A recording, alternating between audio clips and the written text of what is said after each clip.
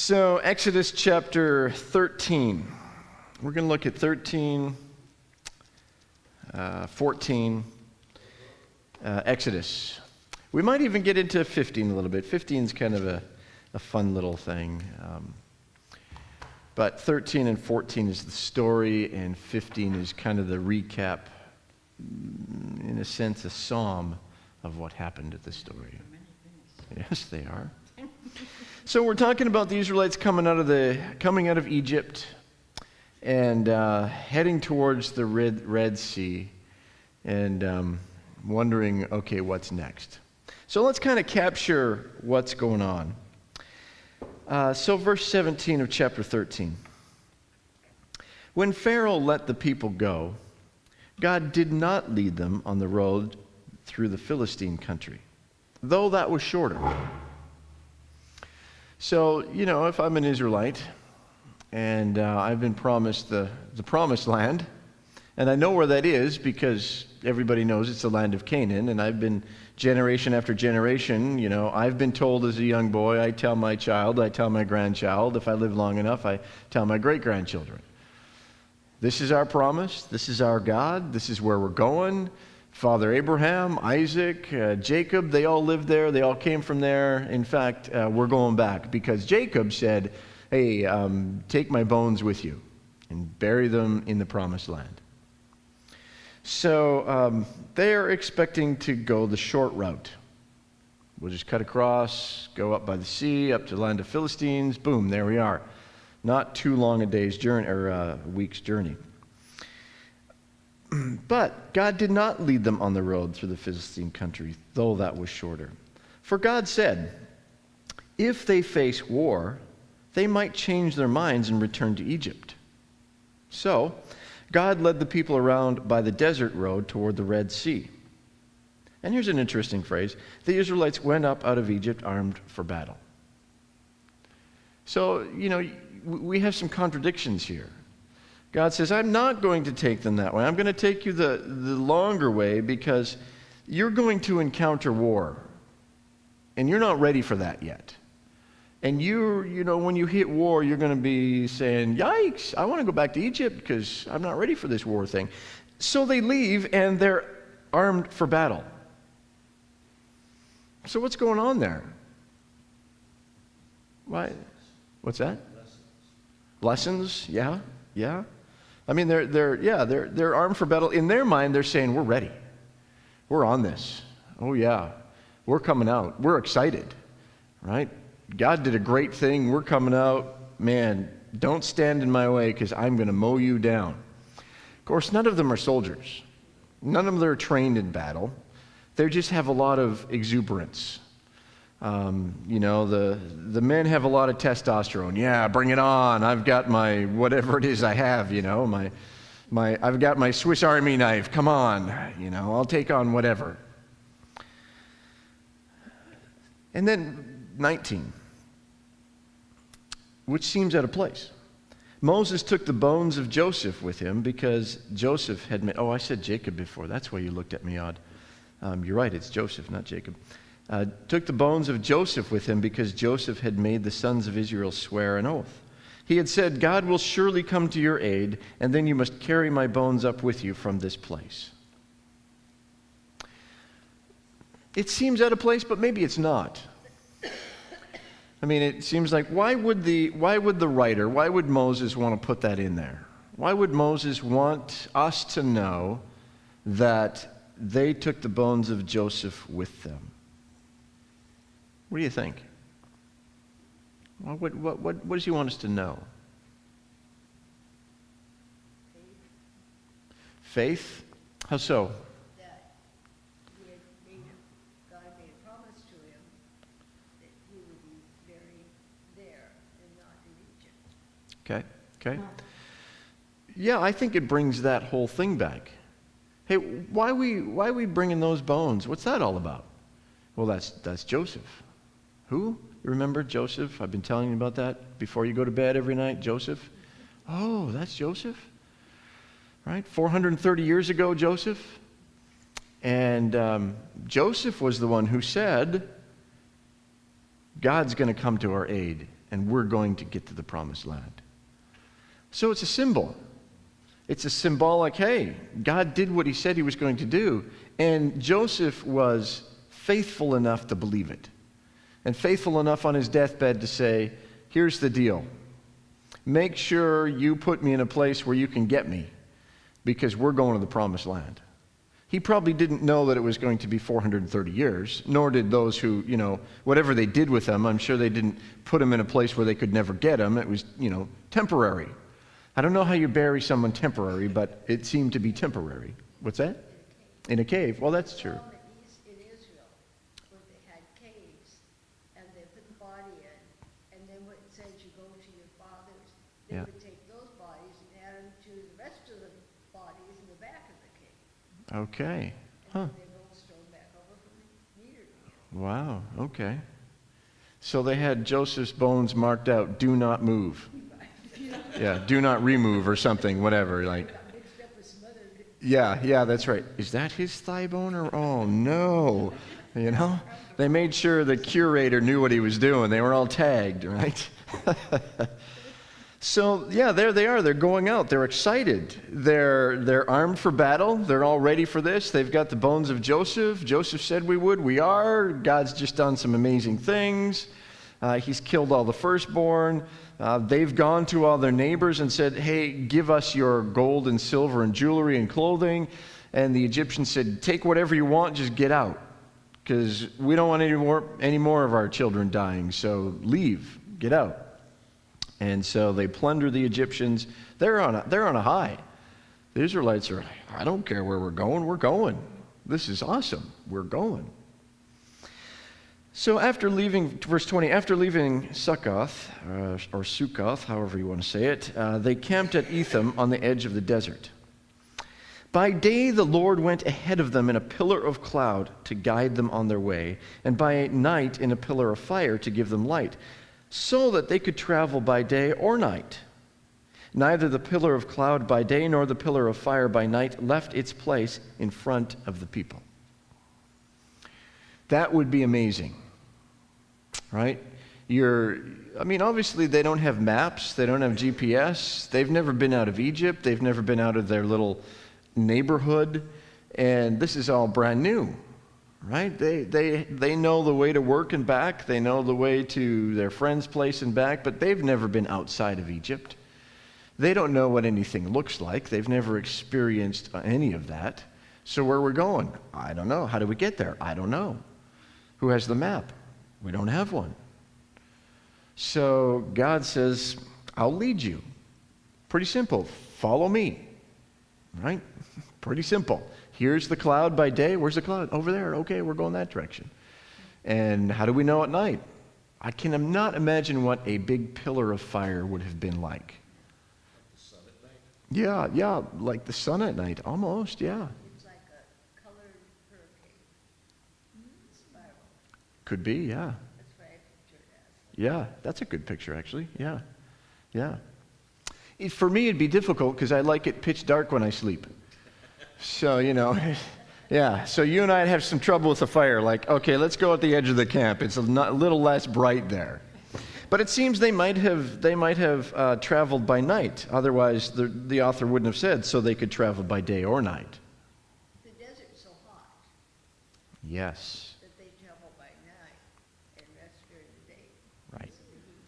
Right. And the cloud is making shade. So, yes. 100 plus. It could be. Yeah. It's pretty warm. So yes, they are going by day and night, and for a while they might have journeyed both day and night, because they still have in the back of their minds that Egyptian army is pretty powerful. So at any point in time, we could see chariots, and that's a bad sign. So they're probably traveling pretty good. They want to get out of there. Then the Lord said to Moses, "Tell the Israelites to turn back and encamp near Pi Hahiroth, between Migdol and the sea. They are to encamp by the sea directly opposite Baal Zephon." Interesting that God says to Moses, tell the Israelites to turn back and encamp by the sea. They're clearly by the sea. They've passed it. They've gone somewhere else. And God's leading them the whole time. It's not like they missed it. It's not like somebody went, where'd the fire go? I don't know. Oh, it's way over there. How did we miss that? I mean, they know. And then God says, okay, here's the deal.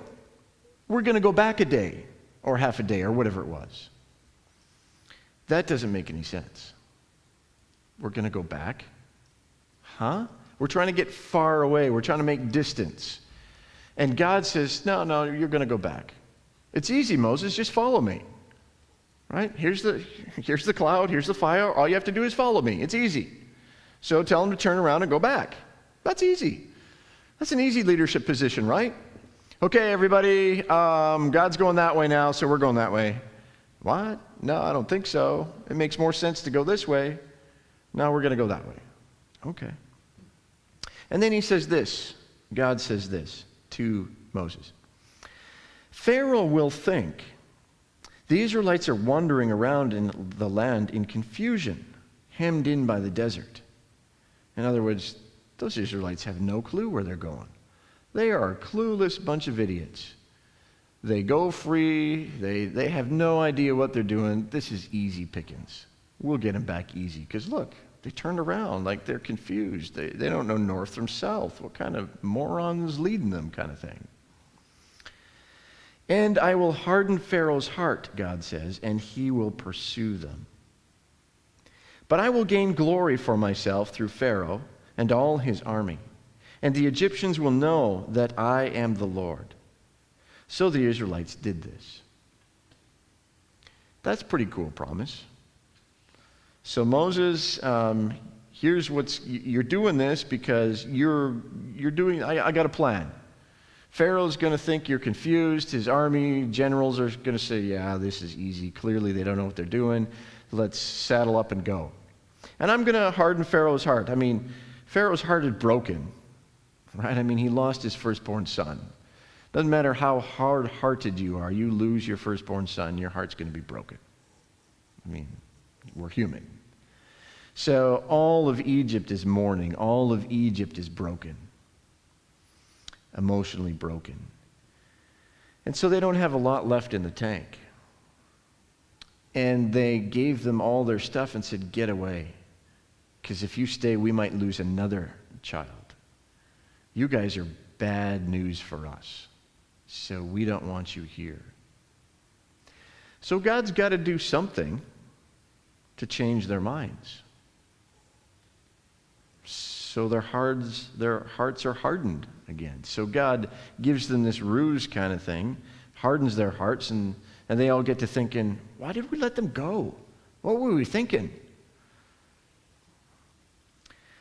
So we see that in verse 5. When the king of Egypt was told that the people had fled, Pharaoh and his officials changed their minds about them and said, what have we done? We've let Israelites go and have lost their services. We've lost our slaves. How are we going to build our cities? How are we going to do our, get our crops in? How are we going to do anything? Because we don't do any work. They do all the work. So they just lost all their children. They lost their firstborn child. Probably, I don't know how many days have gone by, but it's no more than days. Had their funerals or whatever they do, and then realize, now what? And we lost our son. We have nobody to do the work for us. How are we going to build our cities? There's this whole vacant part of the city, and how do I do anything? And they say, okay, let's go get him. Let's get him back. I'm not sure if that's a natural recovery time or not, or if that's a natural way to think or not. I don't know. I mean, they're in mourning. What do you think? Help me think through that one. I really don't know. I think I get scared. They're scared. Yeah. Yeah? You're going to get hungry, you're going to get hot, you don't have water. A lot of things come to mind. That's true. That's true. How are we going to get water? How are we going to get food? How are we going to get crops? How's anything going to happen? We ourselves are now going to die. That's probably it. So, Anger true. And I guess, one stage of mourning is anger. Why did this happen? Because of them. So let's go get them and make them pay. Won't bring them back, won't bring our children back, but it'll make me feel better. So, verse 6. So he had his chariot made ready and took his army with him. He took 600 of the best chariots, along with all the other chariots of Egypt, with officers over all of them.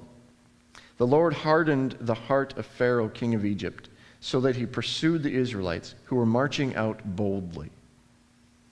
That's an interesting phrase. They were marching out boldly. They were pretty confident. Yep, we have 600,000 men. Yeah, so if they're all married, that's 600,000 women and 4 children a family kind of thing. I mean, we're up around 2 million. That's a lot of people. That would be a lot of planning, that's for sure. That's for sure. So they hook up their chariots. There's 600 chariots of the best chariots, all the other chariots. And the Israelites are marching out boldly. I think the author puts that in there because he wants us to know that they're pretty hopped up. They are excited about this. They're marching out boldly because we'll see at the end of the story they aren't so bold, right? Or near the end. The Egyptians, all Pharaoh's horses and chariots, horsemen and troops, pursued the Israelites and overtook them as they camped by the sea near Pi-hahiroth, opposite Baal-zephon. So we have not only 600 of the best chariots, we have all the other chariots. We have the army, we have horsemen, we have troops. I mean, you got 2 million people. So you need a lot of soldiers, a lot of troops to gather up 2 million people and all of their animals and livestock and all that kind of stuff. So this is Pharaoh's army. This is the might of Pharaoh. And he's coming after them. And he catches them. They are encamped by the sea, and as Pharaoh approached, verse 10, the Israelites looked up, and there were the Egyptians marching after them. They were bold. No, that was the word that was used 3 verses ago. They were marching out boldly before, but now they're terrified. And probably rightly so. Their Swiss Army knives aren't going to cut it anymore. Now that was a good pun, huh? Yeah. Thanks for picking up on that. So they're terrified, and they cry out to the Lord. Where are we? They cried out to the Lord. Verse 11, they said to Moses, "Was it because there were no graves in Egypt that you brought us to the desert to die?" Like, really? You brought us out here because there was no space to dig graves anymore, or no caves to put us in, so we're now in the desert, and it's easier to die here? What have you done to us by bringing us out of Egypt? Didn't we say to you in Egypt, 'Leave us alone, let us serve the Egyptians'? It would have been better for us to serve the Egyptians than to die in the desert."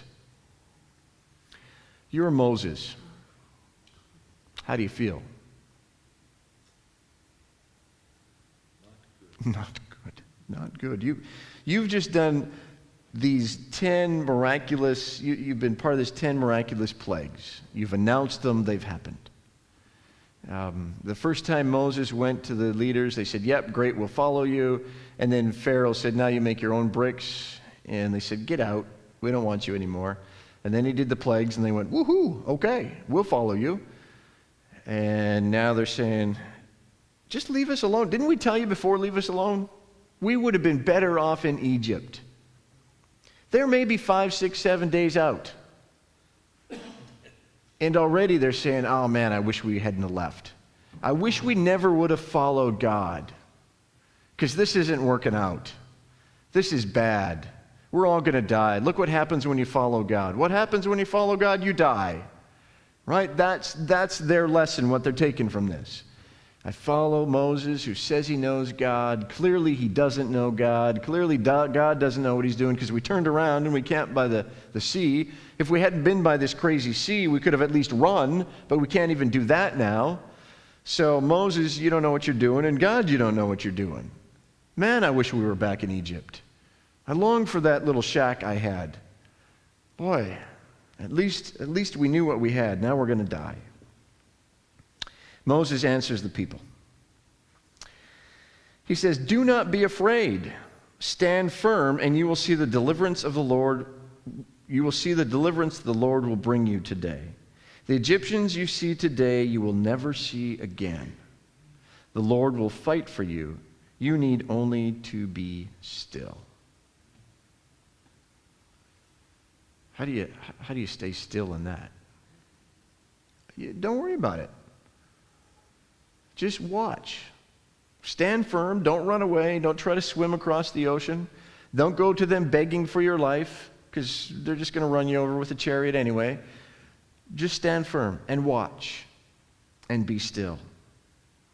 The Egyptians you see today, you'll never see again. That is powerful. Yeah. I didn't remember. Wow. No, that's powerful. I didn't remember that verse in there when I read it before. And there it is. The Egyptians you see today, you will never see again. Take a look at them. You see them, but they're going away. You will never have to deal with them again. God will deal with them. In other words, they're saying, you're never going to see them again. They're going to die, and you aren't. I might have taken it as, what, I'm never going to see them again? I'm going to die? Is that what you're telling me?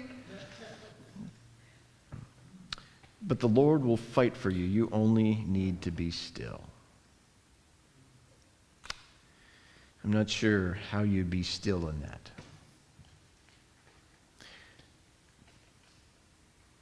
But I'm not so sure we know how to be still in this. Right? Are we not in a war? So, the Lord will fight for you. You need only to be still. The advice that I received the other night coming up to the annual meeting was just sit there and do nothing. Okay, we'll take care of this. You sit there. Okay. Then the Lord said to Moses, which is interesting in verse 15. Moses just tells the Israelites, God's got it. He just told me this promise. God's got it. They're doubting him because they just said, why are you even here? Why did we follow you? This is all wrong. This is, oh man. No, just trust me. God's got it. And then the Lord said to Moses in verse 15, why are you crying out to me? So evidently Moses must have said, God, I just told them this, but they're not believing me, and I'm not sure I believe you. What's going on? Help. And God says, what are you doing crying out to me? Come on, Moses. Tell the Israelites to move on. Huh? Tell them to move on? What are you talking? Where, God? In other words, stop belly aching. I already told you I will rescue you. I already told you that you will see them no more. I've already told you that I will fight for you. So you don't need to keep crying out to me. I gave you the answer. Are you going to stand up and take a step and believe me or not? Right? Tell them to move on. Tell them to get up. Tell them to get ready. Tell them to start taking steps of faith. Trust me. Raise your staff, stretch out your hand over the sea to divide the water, so that the Israelites can go through the sea on dry ground. I will harden the hearts of the Egyptians so that they will go in after them. And I will gain glory through Pharaoh and all his army, through his chariots and his horsemen.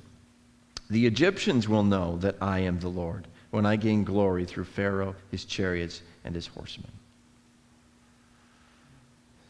So God says, Moses, now's not the time to be on your knees crying out to me.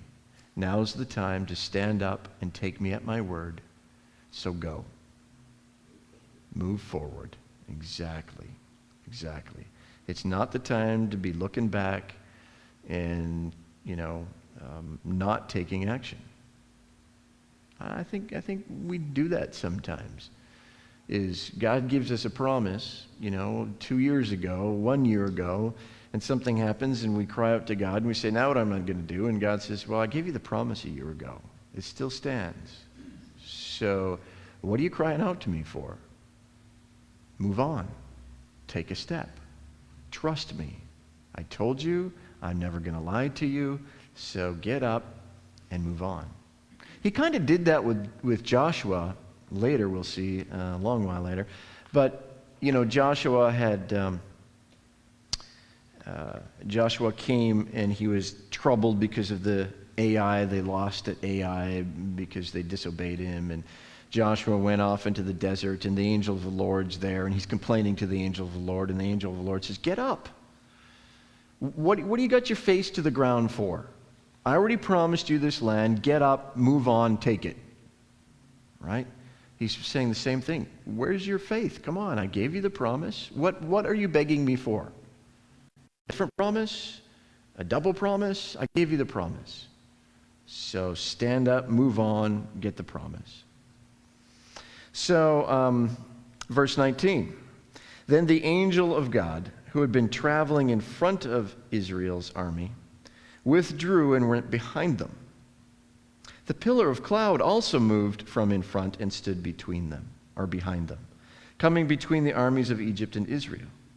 Throughout the night the cloud brought darkness to the one side and light to the other side, so neither went near the other all night long.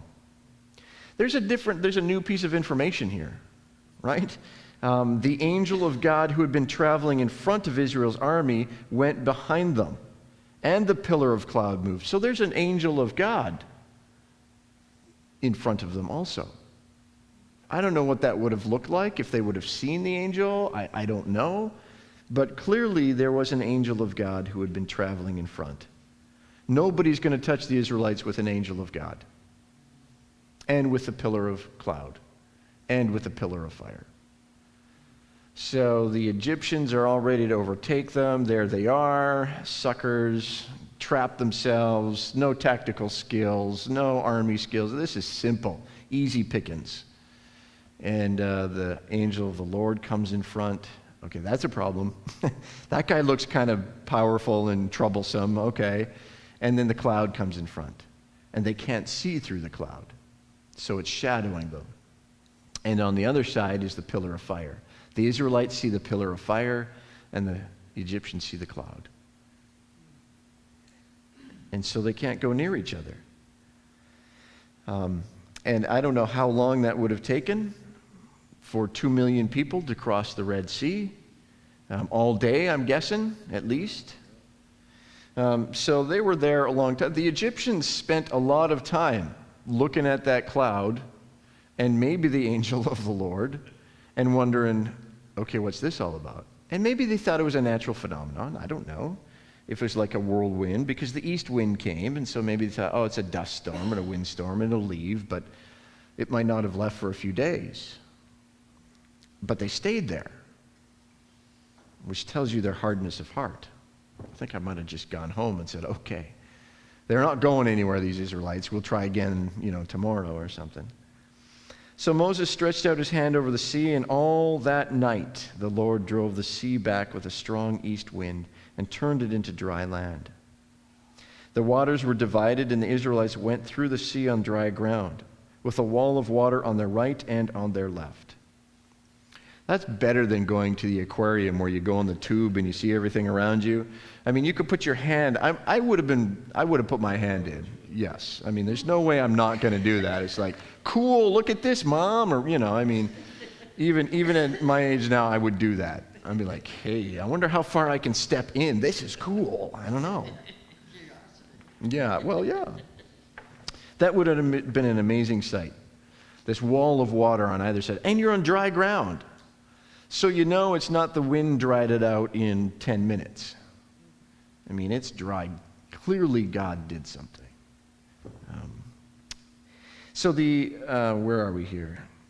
Oh yeah, verse 23. So they're on dry ground, the wall of water on their right and on their left. 23. Somehow or other, at some point in time, the angel of the Lord and the pillar of fire and cloud move out of the way, so that the Egyptians pursued them, and all Pharaoh's horses and chariots and horsemen followed them into the sea. So for whatever reason, God said, okay, why don't you guys go in? For me, if I'm at the back of the line and I'm looking back, I'm thinking, what? What's with that? Like, why didn't God just keep them from, we know the rest of the story, but they didn't. So you're thinking, what's the matter with God? So he let us miraculously go across, and now they're all going across? This is confusing.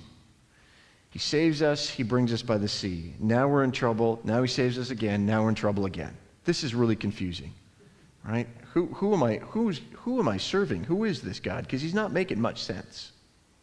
So there they are, the Egyptians, and I'm sure they are whipping their horses. I mean, they want to get through. And I'm sure the horses are a little nervous. Because I'm thinking horses might be a little smarter than these men who are going, this could be bad. I'm in an iron chariot. I don't know, at any point in time, these walls could come down. But I'm going anyway. And there they are, going. During the last watch of the night, the Lord looked down. I love that phrase. He looked down from the pillar of fire and cloud at the Egyptian army and threw it into confusion. That's pretty amazing. So God's there. I love the phrase. He looked down from the pillar of fire and the cloud and went, zip. Okay, you guys aren't going to be able to catch him. And he made the wheels of their chariots come off so that they had difficulty driving. Now, that's my NIV version. Probably that's an old NIV version. I don't think it's as accurate as it could be. He jammed their wheels or it's not that the wheels came off, because the wheels came off so they had difficulty driving. Yeah, you aren't going to drive with no wheels. He in a sense clogged up their wheels. He jammed up their wheels. There was trouble with the wheels. Maybe the spokes were coming off. Maybe the hubs were, they were seizing or something like that. But God threw them in confusion enough. Does your version say something? Oh, I just want to see where it is in the old King James version. Oh, verse 26. Is it 3 or 4? 14, 25, sorry, verse 25. And I'm just curious whether or not you're talking about Alex word there or something. Yeah, I'd be curious to see what King James has in there. And the Lord said unto Moses, Verse 25. and he took off their chariot wheels. When he took off their chariot, yeah, see, that's not completely, that's not the way I would read that. Say jam the letter, whatever. Yeah, or the hubs were seizing up, or spokes or they were cracking, or whatever the case might be. Or Rocks and everything else down there, and those old chariot wheels weren't very good and that sort of stuff. Right. And it could be some of them were coming off, and so the other guys were crashing into them, and there's confusion and all that kind of stuff. But it conveys the idea of confusion and disarray. And you got to remember, the Egyptian army is very orderly. Very, you run an army by order, right? I'm preaching to the choir here. So there's the commanders over them. They know where they're going. They're all in their lines. They're all in their formation. And God confuses them so they can't stay in their formation. The wheels, maybe some of them were coming off, or they couldn't go as fast, and the guy behind him was, what are you doing? Well, I got a problem with my chariot. Well, get out of the way. And, they were crashing in trouble, and they lost their formation. And you lose your formation, and you pretty much lose your perspective of what you're doing, right? Because there's safety in your formation. This is what we do. But once you're scattered, once there's confusion, you're on your own, right? You don't have that support of the guy in front of you, behind you, and beside you. Now you're on your own. You're making your own decisions, and they're not always good decisions. And so there's the confusion. It's every man for themselves at this point in time. And the Egyptians said, let's get away from the Israelites. The Lord is fighting for them. The Lord is fighting for them against Egypt. So if you're a commander, are you the commander saying, okay, everybody, let's get out of here? Probably not, right? Because Pharaoh said, you go get them. So you're not going to say, sorry, Pharaoh, I just made an executive decision. I'm sure you won't mind. But this is the guys in the army saying, whoa, because they're scattered, they're confused. Now they're making their own decisions. And the guy says, I'm not doing this anymore. I'm out of here. Yeah, let's get out of here. Okay, and you can hear the other guy barking orders. You get back in formation. What formation? Like, we're gone. We're out of here. Then the Lord said to Moses, so obviously they're on the other side, stretch out your hand over the sea so that the waters may flow back over the Egyptians and their chariots and horsemen.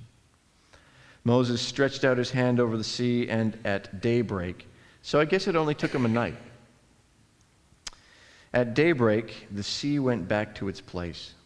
The Egyptians were fleeing toward it, toward the shore, that is, and the Lord swept them into the sea. The water flowed back and covered the chariots and horsemen, the entire army of Pharaoh that had followed the Israelites into the sea. Not one of them survived. His entire army. Not only now did they lose their firstborn sons, but they lost their army. They lost their manpower, they lost their army, they lost their sons. My goodness. How do you go back if Pharaoh survived? I don't even know if Pharaoh survived this one, but how does anybody go back and say, I hate to tell you this, but your other two sons that are in the army, you lost them too. I mean, I'm sure there is a lot of men in this army. Egypt is devastated. And in fact, we know from history that Egypt never became that world power after that. They had moments after Alexander the Great and his general, one of them went down to Egypt, but they were never the same. But the Israelites went through the sea on dry ground, with a wall of water on their right and on their left.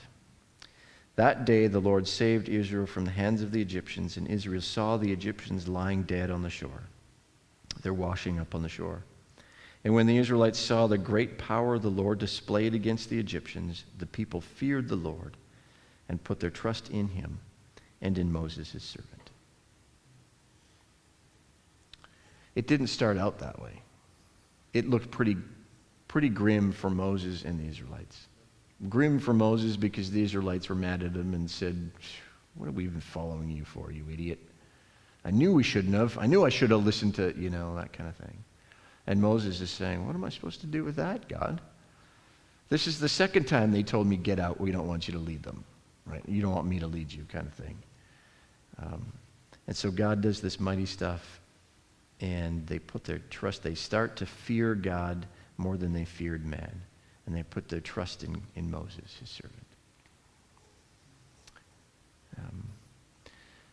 Not everything that looks good is good, and not everything that looks bad is bad.